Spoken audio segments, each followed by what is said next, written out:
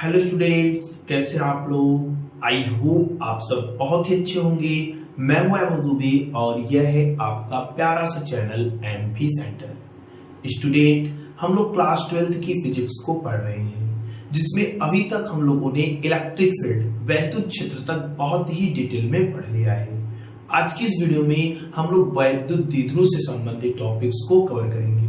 जितने भी क्वेश्चन, जितने भी टॉपिक्स आपके एग्जाम में पूछे जाते हैं वैद्युत द्विध्रुव से रिलेटेड, उन सभी टॉपिक्स को आज की इस वीडियो में हम लोग कवर करने वाले हैं। तो चलिए आज की इस वीडियो को स्टार्ट करते हैं। बट एक छोटे से रिक्वेस्ट, अगर अभी तक आपने चैनल को सब्सक्राइब नहीं किया है तो प्लीज यार चैनल को सब्सक्राइब कर लीजिएगा।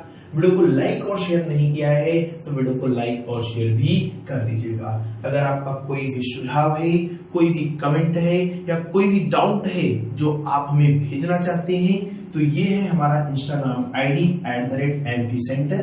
ठीक है, इस पे आप अपने सुझाव, डाउट या फिर कमेंट हमें भेज सकते हैं। ठीक है, ये है हमारा टेलीग्राम चैनल जहां पे आपको डेली का पीडीएफ नोट्स प्रोवाइड किया जाता है। जस्ट अभी अभी ओपन किया गया है ये चैनल। तो जैसे ही चैनल पर मिनिमम 100 सब्सक्राइबर हो जाएंगे आपको नोट्स मिलना स्टार्ट हो जाएगा। ठीक है, तो आपको क्या करना है, इस टेलीग्राम चैनल को ज्वाइन कर लेना है डेली पीडीएफ नोट्स के लिए। और आपके जो डाउट हैं या फिर जो आपके क्वेश्चंस हैं या कंप्लीट नोट्स चाहिए तो इसके लिए आपको यहाँ पे इंस्टाग्राम पे हमें मैसेज कर देना है। ठीक है, चलिए आज के इस वीडियो को स्टार्ट करते हैं और हम समझते हैं वैद्युत द्विध्रुव के बारे में, इलेक्ट्रिक डाइपोल के बारे में। इलेक्ट्रिक डाइपोल क्या होता है? इलेक्ट्रिक डाइपोल वैद्युत द्विध्रुव क्या होता है? जब समान परिमाण का मतलब समझते हैं मैग्नीट्यूड। ठीक है ना, मैग्नीट्यूड के दो आवेश, समान परिमाण के दो आवेश। जैसे हमने कहा अगर पहले वाले पर एक कूलाम का आवेश है तो दूसरे वाले पर भी एक कूलाम का आवेश होना चाहिए, तो उसको बोलेंगे इन दोनों का परिमाण समान है। अगर एक आवेश पे 3 कूलाम का आवेश है, ठीक है ना, 3 कूलाम का आवेश है तो दूसरे वाले पर भी 3 कूलाम का आवेश होना चाहिए, तो इसको कहा जाता है इनके परिमाण समान है। ठीक है ना, तो जब समान परिमाण मतलब पहले वाले पे जितना आवेश है दूसरे वाले पर भी उतना ही आवेश होना चाहिए, दो आवेश हो और दोनों आवेशों की जो प्रकृति है, प्रकृति वो विपरीत होनी चाहिए। सबसे इंपॉर्टेंट बात, प्रकृति कैसी होनी चाहिए? विपरीत होनी चाहिए। जब समान परिमाण और विपरीत प्रकृति के दो आवेश एक दूसरे से बहुत कम दूरी पर रखे हो, अत्यंत अल्प दूरी पर, लगभग हम कहते हैं 1 एंगस्ट्रॉन की दूरी पर, 1 एंगस्ट्रॉन की दूरी पर, तो जो निकाय बनेगा, जो सिस्टम बनेगा, उस सिस्टम को कहा जाता है यह वैद्युत द्विध्रुव है। जैसे हमने कह दिया Na Cl-, Na+ पे कितना चार्ज है आप आसानी से बता सकते हैं। इस पे चार्ज कितना है? 1 इलेक्ट्रॉन का। Q बराबर Ne। इस पे 1 इलेक्ट्रॉनों की कमी है, इस पे 1 इलेक्ट्रॉनों की अधिकता है। ठीक है ना, अगर हम इस पे पूछे इस पे कितना चार्ज है तो आप कहेंगे 1 इलेक्ट्रॉन। तो दोनों के परिमाण क्या है? समान है। दोनों पे आवेश कितना है? 1 इलेक्ट्रॉन का। ठीक है ना, अब इन दोनों की प्रकृति सेम है कि विपरीत है? इन दोनों की प्रकृति विपरीत है। ये प्लस चार्ज है, ये क्या है? नेगेटिव चार्ज है। ठीक है, इन दोनों को अल्प दूरी पर रख दिया जाए, लगभग 1 एंगस्ट्रॉन की दूरी पर रख दिया जाए, तो ये जो सिस्टम बना, ये जो निकाय बना, इस सिस्टम को कहा जाएगा वैद्युत द्विध्रुव। ठीक है, तो वैद्युत द्विध्रुव आप समझे कि नहीं? वैद्युत द्विध्रुव क्या होता है आसानी से समझ पाए कि नहीं? वैद्युत द्विध्रुव का मतलब होता है कि जब समान परिमाण किंतु विपरीत प्रकृति के दो आवेश, ठीक है, एक दूसरे से अल्प दूरी पर रखे हों तो इस निकाय को, उस सिस्टम को वैद्युत द्विध्रुव कहते हैं। चलिए, समान परिमाण किंतु विपरीत प्रकृति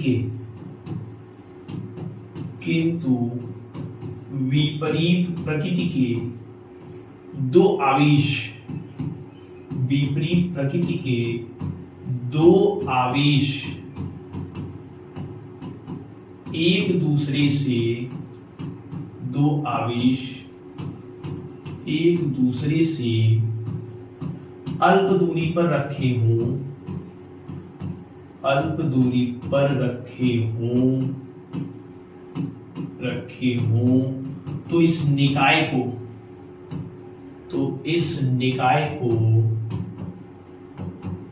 वैद्युत द्विध्रुव कहते हैं। इस निकाय को वैद्युत द्विध्रुव कहते हैं। ठीक है, इस निकाय को क्या कहते हैं? वैद्युत द्विध्रुव कहते हैं। एकदम आसानी से हमने आपको समझाया वैद्युत द्विध्रुव के बारे में। क्या होता है वैद्युत द्विध्रुव के बारे में? जैसे यहाँ पे एक आवेश हमने रख दिया, यहाँ पे दूसरा आवेश रख दिया। ठीक है, ये आवेश है आपका, मान लेते हैं -q, तो इधर वाला आवेश क्या होगा? इधर वाला आवेश होगा +q। क्यों? क्योंकि आप जानते हैं समान परिमाण के आवेश चाहिए आपको। अगर ये Q है तो इधर वाला भी क्या होना चाहिए? इधर वाला भी आपका Q ही होना चाहिए। ठीक है ना, तभी आप उसको वैद्युत द्विध्रुव कहेंगे, नहीं तो वैद्युत द्विध्रुव नहीं होगा। ठीक है, तो ये +q तो ये -q, अगर ये -q तो ये वाला क्या होगा? +q। वैद्युत द्विध्रुव के दोनों आवेशों के बीच की जो दूरी ली जाती है वो 2L ली जाती है। ये बात आप ध्यान दीजिएगा। दोनों आवेशों के जो बीच की दूरी होती है, वैद्युत द्विध्रुव के दोनों आवेशों के बीच की दूरी कितनी ली जाती है? 2L ली जाती है। और नोट करके आप जानते रहिए कि द्विध्रुव में, वैद्युत द्विध्रुव में कोई भी दूरी सदैव उसके मध्य बिंदु से मापी जाती है। ये आप जानते रहिए। हम लिख रहे हैं कि वैद्युत द्विध्रुव में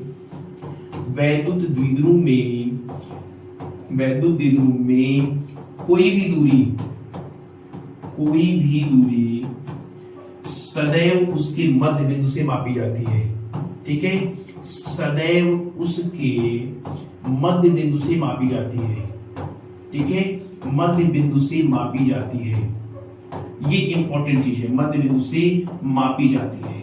अगर हमसे कोई कह दे कि इस द्विध्रुव से 5 सेंटीमीटर की दूरी पर, तो हमने इस +q आवेश से 5 सेंटीमीटर लेंगे, नहीं इस -q आवेश से 5 सेंटीमीटर लेंगे। हम इसकी मध्य बिंदु अगर यहाँ है तो यहाँ से 5 सेंटीमीटर दूर नापेंगे।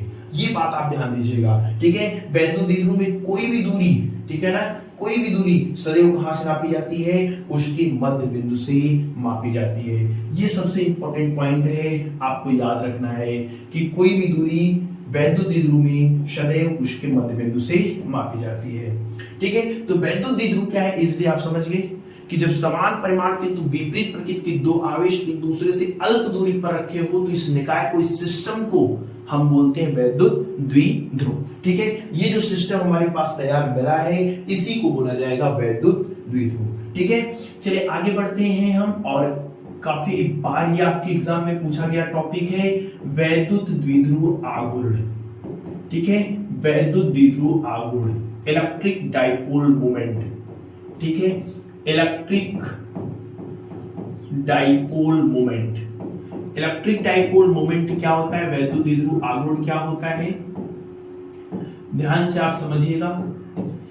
हम कह रहे हैं कि वैद्युत द्विध्रुव में ये जो दो आवेश है, दोनों का जो परिमाण समान है, इन दोनों आवेशों में से किसी एक आवेश को ले लीजिए, उसका परिमाण, वैद्युत द्विध्रुव के दोनों आवेशों में से किसी एक आवेश को लीजिए, और परिमाण से मतलब हमें चिन्ह से कोई भी मतलब नहीं है। तो दोनों का परिमाण सेम है, कितना है? Q है। तो दोनों में से किसी एक आवेश को ले लीजिए Q गुणी उन दोनों आवेशों के बीच की दूरी। दोनों आवेशों के बीच की दूरी कितना है? 2L है।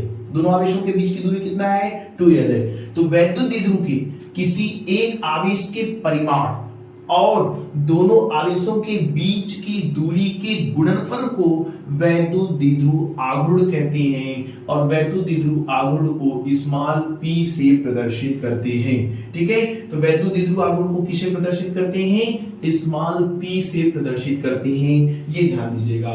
तो वैद्युत द्विध्रुव आघूर्ण आपसे कोई पूछेगा तो क्या है बता लेंगे, आसानी से बता लेंगे। वैद्युत द्विध्रुव आघूर्ण का मतलब होता है कि वैद्युत द्विध्रुव के किसी एक आवेश के परिमाण और दोनों आवेशों के बीच की दूरी के गुणनफल को वैद्युत द्विध्रुव आघूर्ण कहते हैं। चलिए डेफिनेशन लिखते हैं। हम कहेंगे कि वैद्युत द्विध्रुव के एकदम आसानी से वैद्युत द्विध्रुव के किसी एक आवेश के परिमाण, किसी एक आवेश के परिमाण, किसी एक आवेश के परिमाण और दोनों आवेशों के बीच की दूरी के गुणनफल को, और दोनों आवेशों के बीच की दूरी के गुणनफल को, ठीक है, बीच की दूरी के गुणनफल को वैद्युत द्विध्रुव आघूर्ण कहते हैं। ठीक है, वैद्युत द्विध्रुव आघूर्ण कहते हैं, वैद्युत द्विध्रुव आघूर्ण कहते हैं। ठीक है, इसे किससे प्रदर्शित करते हैं? इसे स्मॉल p से प्रदर्शित करते हैं। ये ध्यान दीजिएगा, इसे स्मॉल p से प्रदर्शित करते हैं। ठीक है, इसे स्मॉल p से क्या करते हैं? प्रदर्शित करते हैं। अतः क्या हो जाएगा? अतः स्मॉल p बराबर हो जाएगा हमारे पास, ये ध्यान जाइए, यही आपका सूत्र है। स्मॉल p बराबर कितना हो जाएगा? स्मॉल p बराबर हो जाएगा Q इंटू 2L। ठीक है ना। अब हम सब सिस्टम को ऊपर कर लेते हैं यहां पे।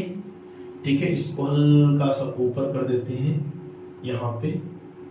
ठीक है, चलिए, तो वैद्युत द्विध्रुव आघूर्ण क्या है? वैद्युत द्विध्रुव आघूर्ण किसे कहते हैं? वैद्युत द्विध्रुव आघूर्ण का मतलब है कि वैद्युत द्विध्रुव के किसी एक आवेश के परिमाण और दोनों आवेशों के बीच की दूरी के गुणनफल को वैद्युत द्विध्रुव आघूर्ण कहते हैं।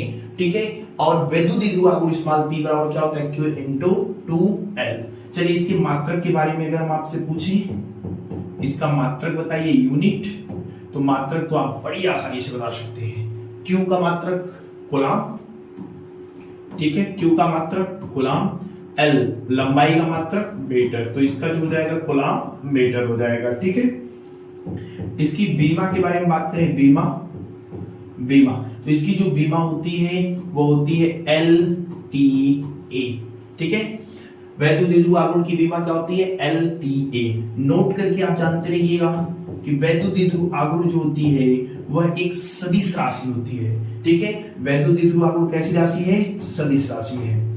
वैद्युत द्विध्रुव आघूर्ण, ठीक है, वैद्युत द्विध्रुव आघूर्ण एक सदिश राशि है। आघूर्ण एक सदिश राशि है। ठीक है, एक सदिश राशि है जिसकी दिशा, सदिश राशि है तो इसमें क्या होगी? दिशा होगी। तो दिशा क्या है? उसी के बारे में बता रहे हैं कि जिसकी दिशा -q आवेश से +q आवेश की ओर होती है। दिशा किधर से किधर? -q आवेश से +q आवेश की ओर होती है। ठीक है, -q आवेश से +q आवेश की ओर होती है। ठीक है, ध्यान से अब आप समझ गए होंगे कि वैद्युत द्विध्रुव और वैद्युत द्विध्रुव आघूर्ण क्या होता है। ठीक है, वैद्युत द्विध्रुव ये जो सिस्टम है, इस सिस्टम को कहेंगे जिसमें दो समान परिमाण के आवेश हैं लेकिन दोनों की प्रकृति विपरीत है और दोनों अल्प दूरी पर रखे हैं। ठीक है, इन दोनों आवेश में से किसी एक आवेश को ले लीजिए और दूरी का गुणा कर दीजिए, तो जो आएगा उसको बोलेंगे वैद्युत द्विध्रुव आघूर्ण। कैसी राशि है? सदिश राशि। दिशा -q से +q आवेश की ओर। ठीक है, वीडियो को पॉज करके नोट कर लीजिए, आसानी से चीजें आपका क्लियर हो गई होंगी। अब आपको कोई भी दिक्कत नहीं है। वैद्युत द्विध्रुव क्या है, वैद्युत द्विध्रुव आघूर्ण क्या है, इसमें अब आपका कोई भी डाउट नहीं होगा। चलिए नेक्स्ट टॉपिक पढ़ते हैं। कई बार आपके एग्जाम में ये टॉपिक पूछा गया है, ये हेडिंग पूछी गई है कि एक समान वैद्युत क्षेत्र में द्विध्रुव पर लगने वाला बल युग्म आघूर्ण का व्यंजक निकालिए। आपके एग्जाम में क्वेश्चन पूछा गया है। ठीक है, क्या कि एक समान वैद्युत क्षेत्र में द्विध्रुव पर लगने वाला जो बल युग्म आघूर्ण है उसका व्यंजक उत्पादित कीजिए या व्यंजक निकालिए। ठीक है, तो चलिए हम व्यंजक निकालते हैं, ध्यान से आप समझेंगे। हमसे क्या कहा है? हमसे कहा है कि एक समान वैद्युत क्षेत्र में, तो सबसे पहले एक समान वैद्युत क्षेत्र बनाते हैं। ठीक है, एक समान वैद्युत हम क्षेत्र बनाते हैं। ठीक है, चलिए एक समान वैद्युत क्षेत्र है तो वैद्युत क्षेत्र को तीर से प्रदर्शित करते हैं। हम एक समान वैद्युत क्षेत्र यहां बना ले रहे हैं, ठीक है। ये दूसरा, ये समझ के लिए हमारे पास क्या है, एक समान वैद्युत क्षेत्र है, ठीक है। थोड़ा सा इसको नीचे करते हैं क्योंकि तीरों के बीच की दूरी सेम होनी चाहिए, ठीक है। यहां पे एक समान वैद्युत क्षेत्र है, इसको हमने लिख दिया ये E है। अब एक समान वैद्युत क्षेत्र में क्या है, द्विध्रुव है, द्विध्रुव है तो द्विध्रुव को बनाते हैं। द्विध्रुव के बारे में आप जानते हैं कि द्विध्रुव में क्या होता है, एक माइनस क्यू आवेश होता है, एक प्लस क्यू आवेश होता है। दोनों आवेश जो होते हैं वो एक दूसरे से अल्प दूरी पर रखे होते हैं, ठीक है। तो यहाँ पे जो भी आवेश हैं ये एक दूसरे से अल्प दूरी पर रखे हुए हैं, ठीक है। तो यहाँ पे ये आवेश अल्प दूरी पर रखे हुए हैं, ठीक है। यहाँ पे मान लेते हैं कौन सा आवेश है, यहाँ पे मान लेते हैं माइनस क्यू आवेश है, यहाँ पे मान लेते हैं कौन सा आवेश है, प्लस क्यू आवेश है, ठीक है। दोनों आवेशों के बीच की दूरी हमने अभी अभी आपको बताया कितना लिया जाता है, दोनों आवेशों के बीच की दूरी 2L लिया जाता है। अब आपने एक चीज पढ़ रखा है क्या, कि जब किसी आवेश को चाहे प्लस क्यू आवेश हो चाहे माइनस क्यू आवेश हो, वैद्युत क्षेत्र में रखा जाता है। कहां पे रखा जाता है, वैद्युत क्षेत्र में रखा जाता है, तो उस पर एक बल कार्य करता है। उस पर क्या कार्य करता है, बल कार्य करता है। और उस बल का मान कितना होता है, F बराबर Q इंटू E। यही होता है, कहां से, या हमने पढ़ा है E बराबर F बटे Q। वैद्युत क्षेत्र की तीव्रता की डेफिनेशन पढ़ी थी, वहां ये वाला डेफिनेशन हमने पढ़ा था। कोई भी आवेश वैद्युत क्षेत्र में रखा है तो उस पर बल कार्य करेगा। बल का मान कितना होगा, Q इंटू E।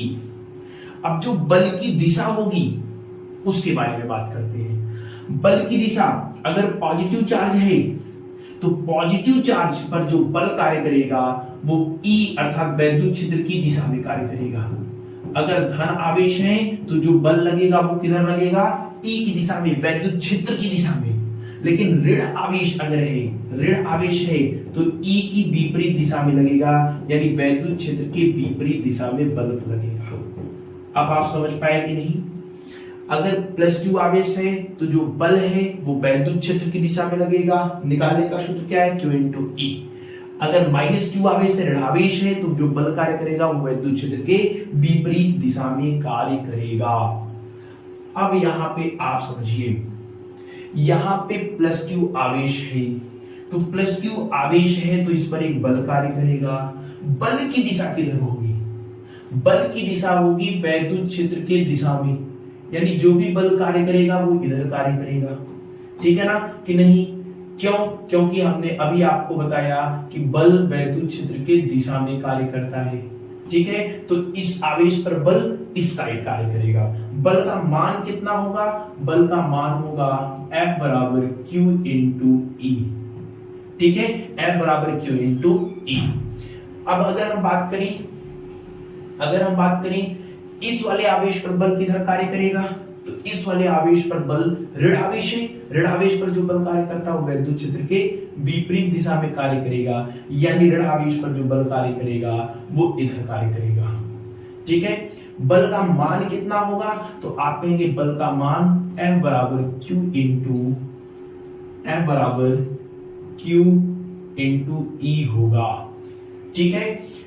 इस प्लस क्यू आवेश पर बल इधर कार्य करेगा, इस माइनस क्यू आवेश पर बल इधर कार्य करेगा। अब आप समझिएगा, अच्छे समझिएगा, ये हमने तिरछा कुछ ऐसे रखा है। सपोज करिए थीटा कोण पे वैद्युत क्षेत्र से ये थीटा कोण पर रखा गया है, ये द्विध्रुव वैद्युत क्षेत्र से थीटा कोण पर रखा गया है। अब इसको हमने ऐसे रखा है, एक लोग रस्सी लेकर के इसको इधर खींच रहे हैं, एक लोग रस्सी लेकर इसको इधर खींच रहे हैं, तो क्या ये ऐसे घूम नहीं जाएगा। ध्यान से आप समझेंगे, ये ऐसे रखा हुआ है, एक लोग रस्सी लेकर इधर खींचिए, मतलब एक लोग बल इधर लगा रहे हैं, एक लोग बल इधर लगा रहे हैं, दोनों बल सेम है, तो क्या ये ऐसे घूम नहीं जाएगा, घूम जाएगा। आप कहेंगे तो घूम जाएगा, तो उस घुमाने वाले बल का मान कितना होगा, उस घुमाने वाले बल का मान अर्थात बलयुग्म आघूर्ण जो उस पे लगा, जो घुमाने वाला बल लगा, उसका मान कितना है, यही आपको निकालना है, ठीक है। तो निकालना क्या है, इस द्विध्रुव को घुमाने वाला बल ये ऐसे रखा, दो फोर्स कार्य किए, एक इधर, दोनों मिलकर के इसको घुमाएंगे और जब घुमाएंगे तो घुमाने वाले बल का मान बताइए, वही बल का मान हमें इस हेडिंग में निकालना है। ठीक है, चलिए ध्यान से समझिएगा। हम जानते हैं कुछ चीजें समझेंगे फिर फिगर में आते चलेंगे आगे। हम कहेंगे कि प्लस क्यू सिरे पर लगने वाला वैद्युत बल, प्लस क्यू सिरों पर लगने वाला वैद्युत बल, प्लस क्यू सिरों पर लगने वाला वैद्युत बल का मान कितना है। तो प्लस क्यू सिरे पर लगने वाला वैद्युत बल का मान F बराबर Q इंटू ई है, समीकरण नंबर 1। ठीक है ना।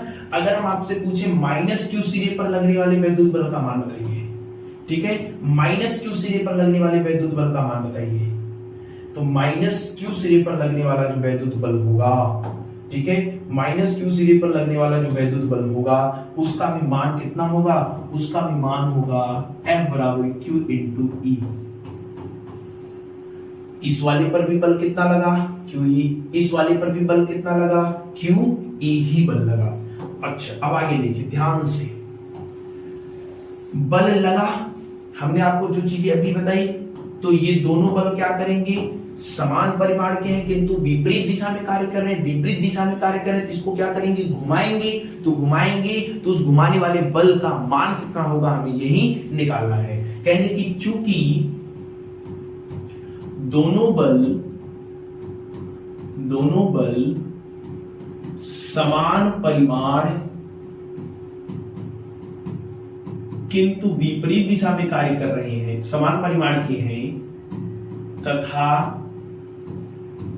विपरीत दिशा में कार्य कर रहे हैं, तथा विपरीत दिशा में कार्य कर रहे हैं, ठीक है ना, कार्य कर रहे हैं, जो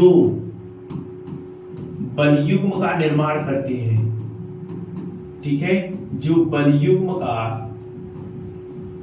निर्माण करते हैं, ठीक है, जो बलयुग्म का निर्माण करते हैं, अतः बलयुग्म का निर्माण करते हैं, अतः क्या होगा, इन्हें घुमाएंगे और घुमाने वाले बल का मान कितना होगा वही हमें निकालना है। अतः बलयुग्म आघूर्ण, या फिर आप इसको कहेंगे बल आघूर्ण, टाउ बराबर हमें निकालना है। बल आघूर्ण को किसे प्रदर्शित करते हैं, टाउ। टाउ निकालने का सूत्र क्या आपको पता है, हाँ हमें पता है, क्लास 11th में हमने पढ़ा है। क्या पढ़ा है, टाउ बराबर होता है दोनों बल में से एक बल, लिखिए, एक बल गुणे दोनों बलों के बीच की लंबवत दूरी, ये सूत्र है, एक बल गुणे दोनों बलों के बीच की लंबवत दूरी, बीच की लंबवत दूरी। अब हमें समस्या क्या आई, एक बल तो पता है, दोनों बल पता है, QE दोनों कार्य कर रहे हैं, तो बल का मान हमें पता है, लेकिन दोनों बलों के बीच की लंबवत दूरी नहीं पता है। तो हमें अब निकालना है दोनों बलों के बीच की लंबवत दूरी को। अब ध्यान से समझिए, लंबवत दूरी हमें मिलेगा कहां से। लंबवत दूरी मतलब पहला बल ये है, ध्यान से समझिएगा, ठीक है, ये पहला वाला बल है, ये पहला बल है कुछ इस प्रकार से। दूसरा बल किधर कार्य कर रहा है, दूसरा वाला बल अगर हम देखें तो दूसरा वाला जो बल है वो कुछ ऐसा कार्य कर रहा है। ध्यान से आप समझिए, ये पहला बल है, हम नाम लिख दे रहे हैं, ये दूसरा बल है, इसका नाम लिख दे रहे हैं। तो दोनों बलों के बीच की लंबवत दूरी, लंबवत दूरी मतलब ये वाली दूरी आएगी क्या, कौन सी दूरी, क्या ये वाली दूरी लंबवत दूरी होगी क्या, इसी दूरी को क्या हम लंबवत दूरी बोलेंगे क्या, ये जो डिस्टेंस आया इसी डिस्टेंस को हम लंबवत दूरी बोलेंगे क्या, दोनों बलों के बीच की लंबवत दूरी यही दूरी होगी कि दूसरी वाली दूरी होगी, आप ही बताइए। तो दोनों बलों के बीच की जो डिस्टेंस, ये जो लंबवत दूरी है ये वाली दूरी है, हमें ये वाली दूरी निकालनी है। इस वाली दूरी को चलिए हम निकालते हैं, ठीक है, इस वाली दूरी को हम लोग निकालते हैं। ध्यान से आप समझेंगे, एकदम आसानी से, एकदम आसान में हमने आपको समझाया है दोनों बलों के बीच की लंबवत दूरी कौन सी है, ये इंपॉर्टेंट है। कैसे निकालेंगे ये इंपॉर्टेंट नहीं है, पहले कौन सी डिस्टेंस है वो निकालिए। हमें समझ में आ गया कि दोनों बलों के बीच की दूरी ये यहां कहीं मिलेगी, तो इसको हम बनाते हैं, ठीक है, ध्यान से आप समझेंगे। ये कुछ हमें मिलेगा ऐसा, ठीक है ना, ठीक है। चलिए ये पहला वाला बल हो गया, ठीक है। दूसरा वाला बल कहीं ऐसा मिलेगा, लंबवत दूरी यही वाला होगा, ठीक है। ये वाला जो दूरी है ये क्या है, लंबवत डिस्टेंस है, ठीक है। यहां से अब आप आसानी से समझ पा रहे होंगे कि लंबवत डिस्टेंस कौन सी है। ये बल पहला, ये बल दूसरा, दोनों के बलों के बीच की लंबवत दूरी यही है, ठीक है ना।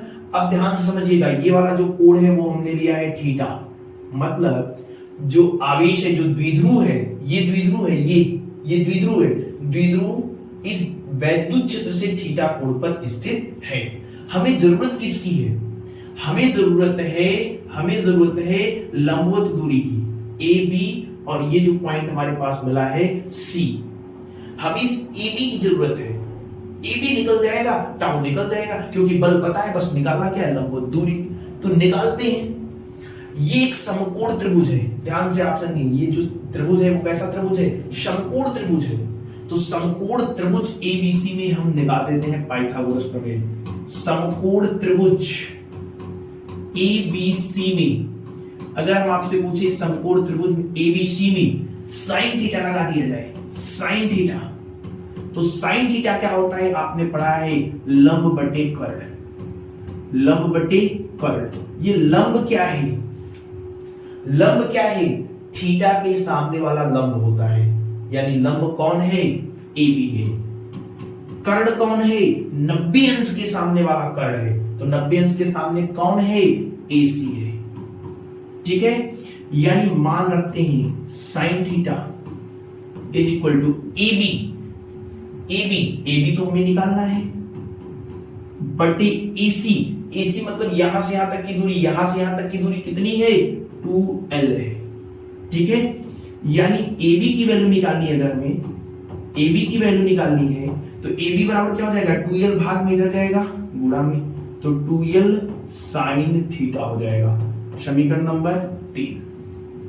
अतः ए बी निकल गया, अतः बल आघूर्ण, अतः हमें क्या चाहिए, बल आघूर्ण चाहिए। तो बल आघूर्ण की वैल्यू कितनी होगी, टाउ बराबर एक बल, दोनों बल में से केवल एक बल लिखना है, तो बल कितना है, Q इंटू ई इंटू लंबवत दूरी हमने कितनी निकाली है, 2l साइन थीटा। ध्यान समझिएगा, हम इसको थोड़ा सा सिस्टमैटिक लिख रहे हैं। इस Q और 2l को, इस Q और 2l को एक साथ लिखना चाहते हैं, Q इंटू 2l लिख लिया, ये Q लिख लिया या 2 लिख लिया, ये क्या बचा है, E, इधर क्या बचा है, साइन थीटा, ठीक है ना। आसानी से समझेंगे। अब आप समझ रहे होंगे, अभी जस्ट अभी हमने आपको पढ़ाया कि Q इंटू 2l क्या होता है, Q इंटू 2l क्या होता है, Q इंटू 2l होता है P द्विध्रुव आघूर्ण। अभी हमने पढ़ा Q इंटू 2l को क्या बोलते हैं, द्विध्रुव आघूर्ण। P क्या बचा है, E साइन थीटा, ठीक है। तो ये टाउ का मान हमारे पास आ गया, अर्थात जो घुमाने वाला बल कार्य करेगा उस घुमाने वाले बल का मान कितना होगा, उस घुमाने वाले बल का मान होगा tau is equal to P E sine theta, ठीक है। तो कितना बल कार्य करता है, कितना बल कार्य करता है, कितना बल कार्य करता है, जब किसी द्विध्रुव को एक समान वैद्युत क्षेत्र में रखा जाता है तो उस पर घुमाने वाला बल का मान पी ई साइन थीटा होता है। ध्यान से समझिए, इसी को क्या हम ऐसे लिख सकते हैं, क्या, टाउ बराबर पी क्रॉस ई, क्योंकि क्रॉस प्रोडक्ट में ही साइन थीटा आता है, क्रॉस प्रोडक्ट में ही क्या आता है, साइन थीटा आता है, ठीक है। तो क्रॉस प्रोडक्ट में अगर साइन थीटा आता है तो हम इसको ऐसे नहीं लिख सकते, लिख सकते हैं। तो टाउ बराबर हम क्या लिख सकते हैं, पी ई साइन थीटा भी लिखा जा सकता है, ठीक है। ये टाउ सदिश राशि होगी कि अदिश राशि होगी, ये भी सदिश राशि होगी, क्योंकि क्रॉस प्रोडक्ट में जो तीसरा प्रोडक्ट आता है, जो रिजल्टेंट आता है, वो भी सदिश राशि ही होती है, ठीक है। तो ये है आपका पूरा प्रूफ, एकदम आसान लैंग्वेज में हमने आपको बताया। एक समान वैद्युत क्षेत्र में द्विध्रुव पर लगने वाले बलयुग्म आघूर्ण का मान कितना होता है, टाउ बराबर पी ई साइन थीटा। ठीक है, एकदम आसान प्रूफ, आसान भाषा में हमने आपको करा दिया है। ठीक है, वीडियो को पॉज करके नोट कर लीजिए, कोई भी दिक्कत आपको नहीं होगी। ठीक है, आसानी से आप आसानी से कर पाएंगे। नोट कर लीजिए, वीडियो को पॉज करके नोट कर लीजिए। चलिए इसके आगे नेक्स्ट देखते हैं, नोट कर लिए होंगे आप। ठीक है, नेक्स्ट टॉपिक आपका है कि एक समान वैद्युत क्षेत्र में वैद्युत द्विध्रुव को घुमाने में कृत कार्य। ये भी टॉपिक आपके एग्जाम में कई बार पूछा गया है, एकदम इजी टॉपिक है, आसानी से आप समझ सकते हैं, कोई भी डाउट नहीं होगा। क्या कर रहा है कि एक समान वैद्युत क्षेत्र है, तो सबसे पहले हमें क्या बनाना पड़ेगा, एक समान वैद्युत क्षेत्र बनाना पड़ेगा। ध्यान से अब आप समझेंगे, ये हमारे पास एक समान वैद्युत क्षेत्र है। ठीक है ना, वैद्युत क्षेत्र को किसे प्रदर्शित करते हैं, तीर से प्रदर्शित करते हैं, इसलिए हम इसको तीर से प्रदर्शित कर रहे हैं, तीर से वैद्युत क्षेत्र बना रहे हैं। ठीक है, ये एक समान वैद्युत क्षेत्र हमने बना लिया। इस एक समान वैद्युत क्षेत्र में एक द्विध्रुव को रखा गया है, वैद्युत द्विध्रुव को रखा गया है, और वैद्युत द्विध्रुव को हमें क्या करना है, घुमाना है, पकड़ के ऐसे घुमाना है। तो घुमाने में कितना कार्य करना पड़ेगा, हमें यही निकालना है। बात समझ पाएंगे, इस रीडिंग में क्या करना है। सबसे पहले ये एक समान वैद्युत क्षेत्र है, ठीक है ना, एक समान वैद्युत क्षेत्र है। इस एक समान वैद्युत क्षेत्र में एक द्विध्रुव रखा गया है। द्विध्रुव कैसे रखा गया है वो आप समझिए ध्यान से, एकदम आसानी से, कोई भी जल्दबाजी नहीं है, बड़ी आसानी से आप सारे टॉपिक्स को कवर कर लेंगे। ये सपोज करिए हमारे पास एक द्विध्रुव है, यहां पे हम जानते हैं द्विध्रुव के बीच की दूरी कितनी दी जाती है, द्विध्रुव के बीच की दूरी दी जाती है 2l। कितना, 2l। ध्यान से चलिए, ये मान लेते हैं हमारे पास कौन सा आवेश है, -q आवेश है। ठीक है ना, ये वाला कौन सा आवेश है, +q आवेश है। दोनों आवेशों के बीच की दूरी कितना है, दोनों आवेशों के बीच की दूरी 2l है।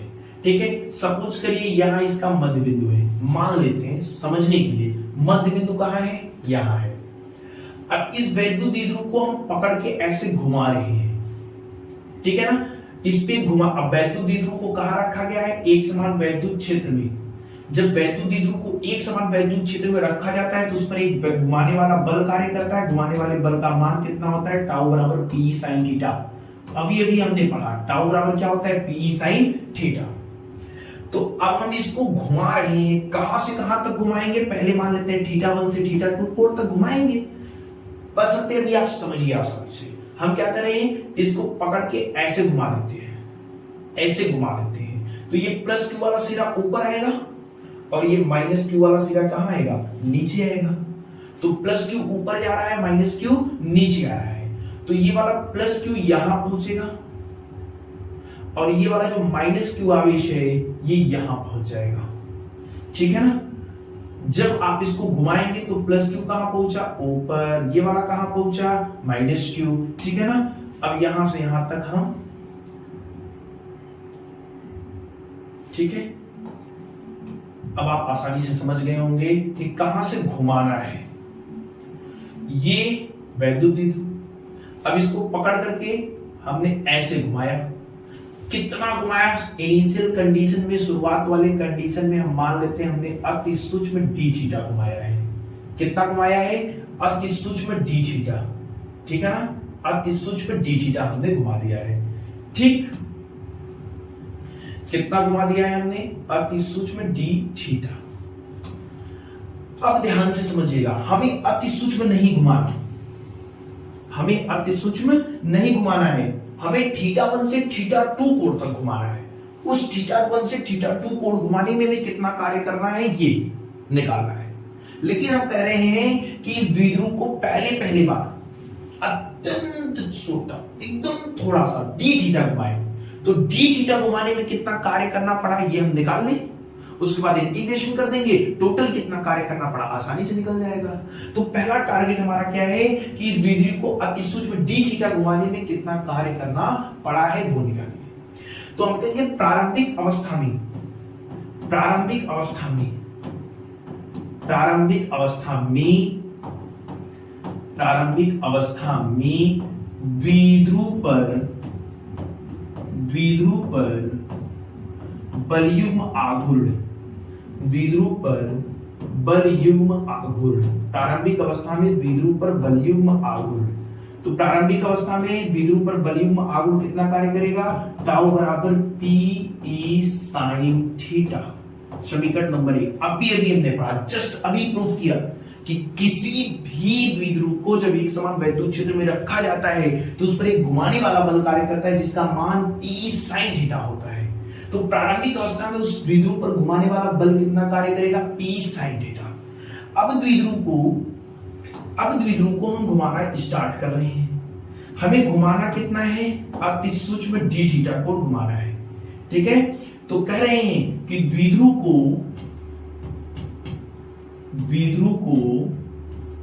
अति सूक्ष्म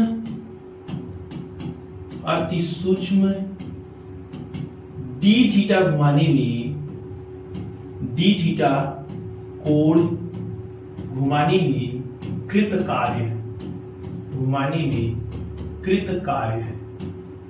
या फिर आप ऐसे भी कह सकते हैं कि द्विध्रुव को अति सूक्ष्म डी थीटा घुमाने में कृत कार्य, ठीक है। डी थीटा घुमाने में कृत कार्य, ठीक है ना। डी थीटा घुमाने में कितना कार्य करना पड़ेगा वो हमने निकाल लिया। तो कार्य बराबर क्या होता है? कार्य बराबर होता है बल गुणे विस्थापन। चूंकि विस्थापन बहुत छोटा हो रहा है इसलिए कार्य भी क्या होगा? बहुत छोटा होगा। इसलिए हमने लिखा है dw, और ये होता है क्या? बल, घुमाने वाला बल कितना कार्य कर रहा है? टाउ। घुमाने वाला बल कितना कार्य कर रहा है? टाउ। कितना घुमाया जा रहा है? विस्थापन कितना कराया जा रहा है? D theta. तो dw बराबर क्या हो जाएगा? Tau into D theta. अगर हम आपसे पूछे टाउ की वैल्यू कितनी है तो आप कहेंगे इक्वेशन नंबर फर्स्ट से टाउ की जो वैल्यू है वह पी ई साइन थीटा। ये किसकी वैल्यू? टाउ की वैल्यू। डी थीटा है, डी थीटा, ठीक है। समीकरण नंबर 1। यानी द्विध्रुव को अति सूक्ष्म डी थीटा अगर घुमाना है तो कितना हमें कार्य करना पड़ेगा? P sine theta into D theta. लेकिन हमें अत्यंत सूक्ष्म नहीं, हमें अपने मन से एक नॉर्मल कोण ले लिए, θ1 से θ2 कोण तक घुमाना है, ठीक है ना। द्विध्रुव को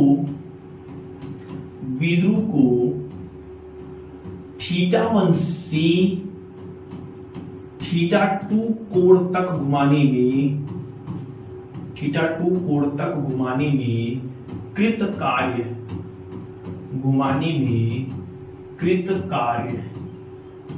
ठीक है। θ1 कोण से θ2 कोण तक घुमाने में कृत कार्य। अब छोटा सा कार्य पता है, छोटे से कार्य से पूरा कार्य निकालना है, टोटल वर्क निकालना है। कैसे निकालेंगे? समाकलन कर देंगे, आप जानते हैं। तो मान लेते हैं कार्य कितना है? W है। तो इस वाले टर्म का क्या किया जाएगा? समाकलन किया जाएगा। समाकलन हमने कर दिया, ठीक है। किसका समाकलन कर रहे हैं? P E sine theta D theta, ठीक है। कहां से कहां तक घुमा रहे हैं? θ1 से θ2 कोण तक घुमा रहे हैं। समाकलन अगर आपको नहीं आता है बिल्कुल भी डरने की जरूरत नहीं है, हम आपको 1-1 करके एकदम सरल लैंग्वेज में समाकलन सिखा देंगे, ठीक है। ध्यान से केवल आप देखते रहिएगा। θ1 से θ2 कोण तक घुमाने में कृत कार्य करना था, हमने कर दिया समाकलन। क्यों? क्योंकि छोटा सा कार्य पता था, छोटे से कार्य से अगर टोटल कार्य निकालना है तो क्या किया जाता है? समाकलन किया जाता है। समाकलन हमने किया। अब समाकलन की सबसे इंपॉर्टेंट चीज ये है कि आपको चेक करना है डी किसके साथ लगा है। डी लगा है थीटा के साथ। थीटा के अलावा जो भी चीजें वो कांस्टेंट होती है उनको बाहर निकाल दिया जाता है।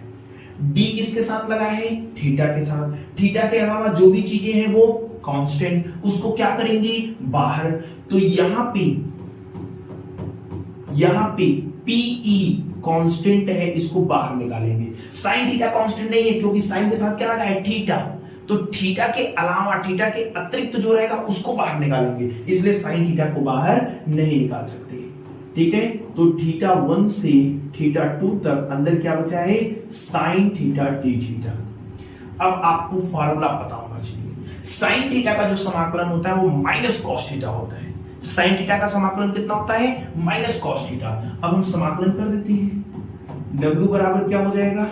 पीई और साइन थीटा का समाकलन करेंगे तो माइनस कॉस थीटा, और समाकलन करने के बाद आपको इसे बड़ी ब्रैकेट्स में लिखना है, ठीक है ना, बड़ी ब्रैकेट में रखना है, और नीचे लिमिट θ1 θ2।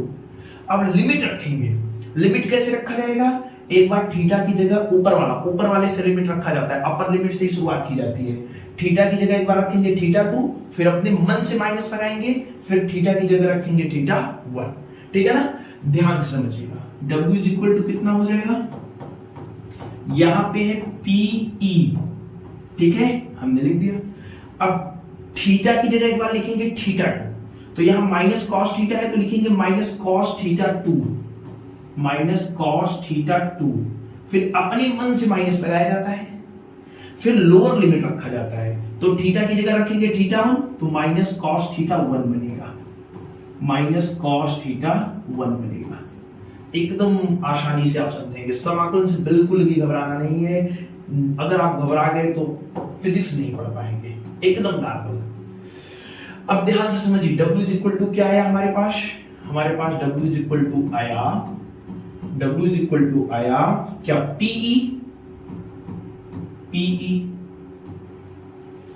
यहां पे माइनस कॉस थीटा 2 है।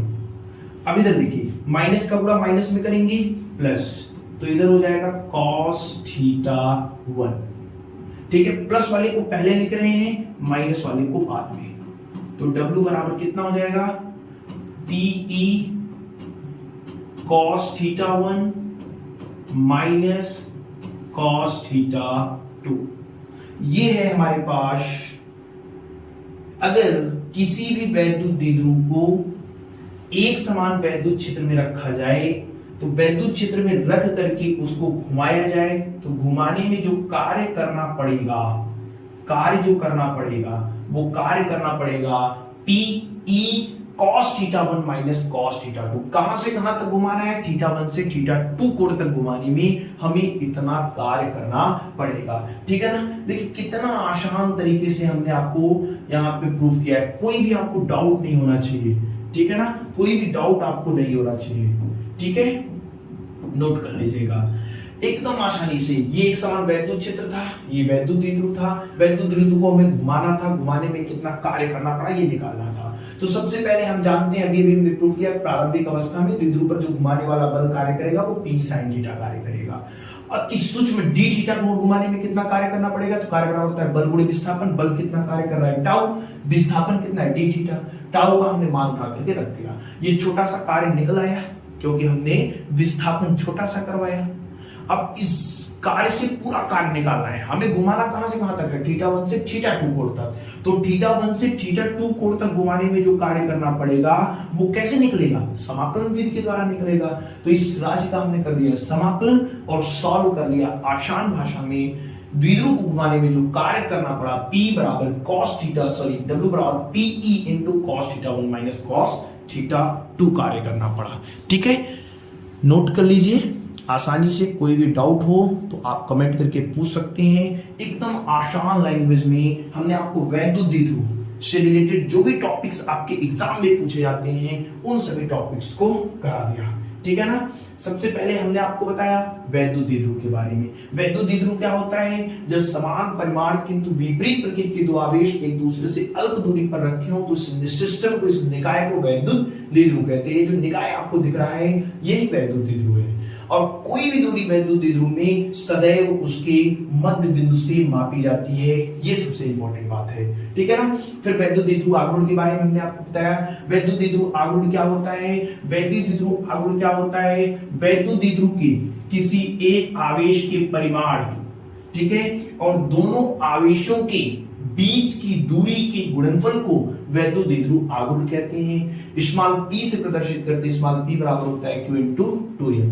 मात्रक, कूलम्ब मीटर, बीमा, LT। सबसे इंपॉर्टेंट पॉइंट ये है कि एक सदिश राशि होती है, अर्थात इसमें दिशा होती है, और दिशा माइनस q आवेश से प्लस q आवेश की ओर होती है। फिर हमने आपको बताया कि जब वैद्युत क्षेत्र में वैद्युत द्विध्रुव को रखा जाता है तो उसमें घुमाने वाले बल का मान कितना होगा। क्या उस पर घुमाने वाला बल कार्य करता है? हमने देखा हाँ करता है। ठीक है, तो उस घुमाने वाले बल का मान कितना होगा? हमने सिद्ध किया टाउ और पीई साइन थीटा। यही बल वैद्युत द्विध्रुव में द्विध्रुव आघूर्ण को घुमाता है। तो घुमाता है तो घुमाने में कितना कार्य करना पड़ता है? ये कार्य हमने निकाला, हमें कार्य कितना करना पड़ा? P E cos theta 1 minus cos theta 2। ठीक है ना, तो इस तरीके से पूरा का टॉपिक हमने कवर किया जो आपकी बोर्ड एग्जाम में वैद्युत द्विध्रुव से रिलेटेड जो भी क्वेश्चंस पूछे जाते हैं वो पूरा हमने यहाँ पे कवर कर लिया है। इससे बाहर आपके एग्जाम में कोई भी क्वेश्चन नहीं बनेगा। ठीक है ना, चलिए आज की इस वीडियो को हम यहीं पे समाप्त करेंगे। इसके आगे की जो भी क्वेश्चंस होंगे इस पे वो हम लोग लास्ट में कवर करेंगे। वैद्युत द्विध्रुव पे जो क्वेश्चन बनते हैं एग्जाम में, ठीक है, ऑब्जेक्टिव क्वेश्चंस या फिर शॉर्ट आंसर टाइप क्वेश्चन या न्यूमेरिकल्स के क्वेश्चन, वो सारे बाद में कवर किए जाएंगे। ठीक है, एक छोटी सी रिक्वेस्ट, वीडियो समाप्त करने से पहले अगर अभी तक आपने चैनल को सब्सक्राइब नहीं किया है तो प्लीज आप चैनल को सब्सक्राइब कर लीजिएगा। ठीक है, वीडियो को लाइक और शेयर भी कर दीजिएगा। कंप्लीट नोट्स के लिए आपको हमारे इंस्टाग्राम आईडी @MPCenter पर फॉलो करके मैसेज कर देना है, वहां पर आपको कंप्लीट नोट्स भी प्रोवाइड कर दिया जाएगा। ठीक है, डेली की नोट्स के लिए आपको हमारे टेलीग्राम चैनल MP सेंटर को ज्वाइन कर लेना है। वहां पे जो भी पढ़ाया जाएगा डेली का डेली नोट्स आपको प्रोवाइड कर दिया जाएगा। ठीक है, चलिए आज की इस वीडियो को यही समाप्त करते हैं। मिलेंगे कल बहुत ही इंपॉर्टेंट टॉपिक के साथ जिसमें हम लोग पढ़ेंगे कि वैद्युत द्विध्रुव के कारण अच्छी स्थिति में वैद्युत क्षेत्र की तीव्रता का मान कितना होता है, वैद्युत द्विध्रुव के कारण निरक्षी स्थिति में वैद्युत क्षेत्र की तीव्रता का मान कितना होता है। ठीक है, ये सारी चीजें डिटेल में, बहुत ही डिटेल में डिस्कस करेंगे। तब तक बेस्ट ऑफ लक।